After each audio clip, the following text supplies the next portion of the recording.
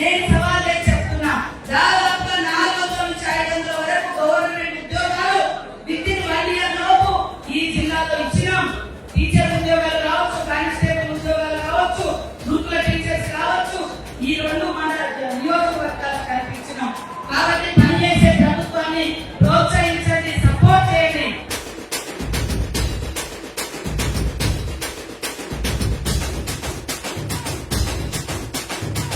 మరి ఘన విజయాన్ని తీసుకొచ్చి ఘనంగా మళ్ళీ మన ఎమ్మెల్సీగా చేసుకొని నరేందర్ రెడ్డి గారికి ఘన